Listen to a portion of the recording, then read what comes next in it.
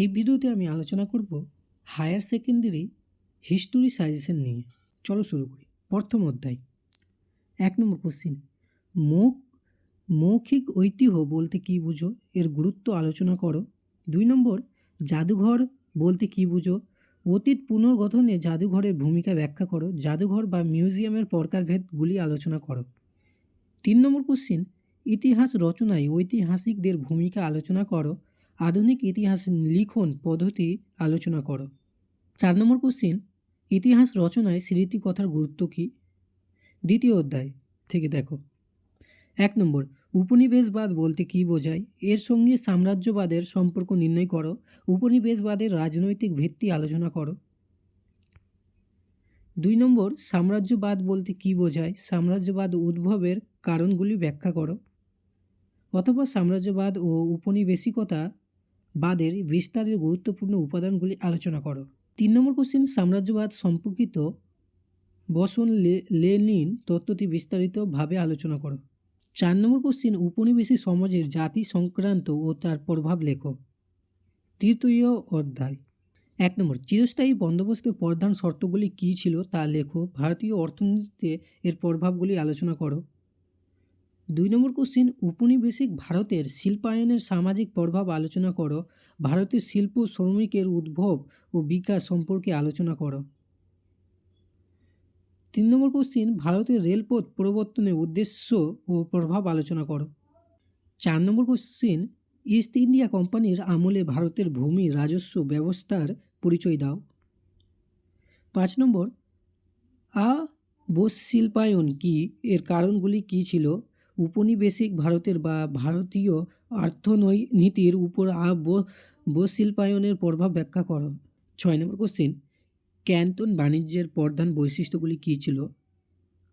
বাণিজ্যের অবসান কেন ঘটে তা লেখো। 7 নম্বর কোশ্চিন, আলিগড় আন্দোলনের সংক্ষিপ্ত পরিচয় দাও। চতুর্থ অধ্যায় থেকে 1 নম্বর কোশ্চিন, বিংশ শতকে চীনে চারথা মের আন্দোলনের উন্নাত ও গুরুত্ব আলোচনা করো। চারথা মে আন্দোলনের কারণ ও প্রভাব আলোচনা করো। 2 নম্বর, আলিগড় আন্দোলন সম্পর্কে বিস্তারিত আলোচনা করো এবং আন্দোলনে সৈয়দ আহমেদ খানের ভূমিকা কী ছিল তা আলোচনা করো। 3 নম্বর কোশ্চিন, ঈশ্বরচন্দ্র বিদ্যাসাগরের শিক্ষা ও সমাজ সংস্কারের বিবরণ দাও। 4 নম্বর কোশ্চিন, ব্রিটিশ শাসনকালে ভারতের আদিবাসী ও দলিত সম্প্রদায়ের আন্দোলনের বিবরণ দাও। 5 নম্বর, পাশ্চাত্য শিক্ষার প্রভাবে চীনে কিভাবে বুদ্ধিজীবী শ্রেণীর উদ্ভব হয়। চীনের তাইপিং সম্পর্কে টিকা লেখো। 6 নম্বর কোশ্চিন, বাংলার নবজাগরণের প্রকৃতি আলোচনা করো, এর সীমাবদ্ধতাগুলি আলোচনা করো। পঞ্চম অধ্যায় থেকে 1 নম্বর কোশ্চিন, রাওলাত আইনের উদ্দেশ্যগুলি কী ছিল তা লেখো। গান্ধীজি কেন বিরোধিতা করেন। লখনৌ চুক্তির শর্ত ও গুরুত্ব আলোচনা করো। 2 নম্বর কোশ্চিন, মিরাট ষড়যন্ত্র মামলার কারণ ও ফলাফলগুলি আলোচনা করো। 3 নম্বর কোশ্চিন, জালিয়ানওয়ালাবাগ হত্যাকাণ্ডের প্রেক্ষাপট ও গুরুত্বগুলি আলোচনা করো। 4 নম্বর কোশ্চিন, লখনৌ চুক্তির শর্ত ও গুরুত্ব আলোচনা করো। 5 নম্বর, 1935 খ্রিস্টাব্দে ভারত শাসন আইনের প্রেক্ষাপট, শর্ত এবং গুরুত্বগুলি আলোচনা করো। 6 নম্বর কোশ্চিন, 1909 খ্রিস্টাব্দে মার্লে মিন্টো সংস্কার আইনের প্রধান বৈশিষ্ট্য ও গুরুত্বগুলি আলোচনা করো। ষষ্ঠ অধ্যায়। 1946 সালে নৌ বিদ্রোহের কারণ ও গুরুত্ব আলোচনা করো।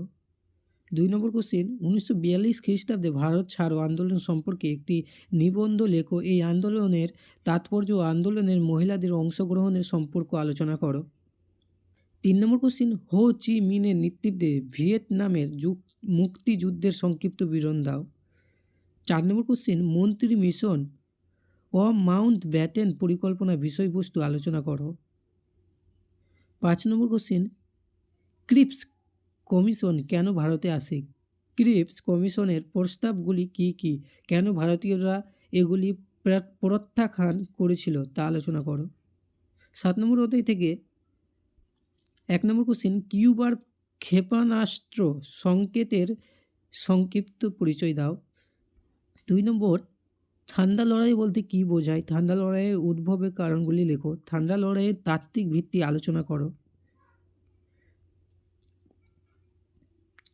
3 নম্বর কোশ্চেন, পূর্ব ইউরোপে সোভিয়েতীকরণের উদ্দেশ্য কী ছিল? বিভিন্ন দেশে এর প্রভাব কী পড়েছিল তা আলোচনা করো। 4 নম্বর কোশ্চেন, কোরিয়া যুদ্ধের কারণ ও ফলাফল আলোচনা করো। 5 নম্বর কোশ্চেন, জোট নিরপেক্ষ নীতি বলতে কী বোঝায়? জোট নিরপেক্ষ আন্দোলনের উদ্দেশ্যগুলি কী ছিল তা লেখো। 6 নম্বর কোশ্চেন, 1950-এর দশকে আন্তর্জাতিক রাজনীতিতে কমিউনিস্ট চীনের প্রভাবগুলি আলোচনা করো। 7 নম্বর কোশ্চেন, যাতায়াত কি? যাতায়াতের উদ্ভবের কারণ ও গুরুত্বগুলি আলোচনা করো। 8 নম্বর কোশ্চেন, ট্রুম্যান নীতি কি? মার্শাল পরিকল্পনার উদ্দেশ্যগুলি কী ছিল তা লেখো। 8 নম্বর অধ্যায় থেকে সার্ক উদ্ভবের প্রেক্ষাপট আলোচনা করো। সার্ক এর উদ্দেশ্যগুলি কী ছিল তা আলোচনা করো। 2 নম্বর কোশ্চেন, উপনিবেশিকরণ বলতে কী বোঝায়? এর সামাজিক, রাজনৈতিক ও অর্থনৈতিক তাৎপর্যগুলি আলোচনা করো। 3 নম্বর কোশ্চেন, স্বাধীন ভারতের প্রথম 3টি পঞ্চবার্ষিকী পরিকল্পনার লক্ষ্য ও গুরুত্ব আলোচনা করো। 4 নম্বর কোশ্চেন, পাকিস্তানের শাসন ও আইন বিভাগের কাঠামো সম্পর্কে আলোচনা করো। ভিডিওটি যদি ভালো লেগে থাকে তাহলে লাইক করে দাও, নয়তো ডিসলাইক করে দাও। আর যদি খারাপ লেগে থাকে তো কমেন্টে বলো কী খারাপ লেগেছে, এরপরে আমি ইমপ্রুভ করব।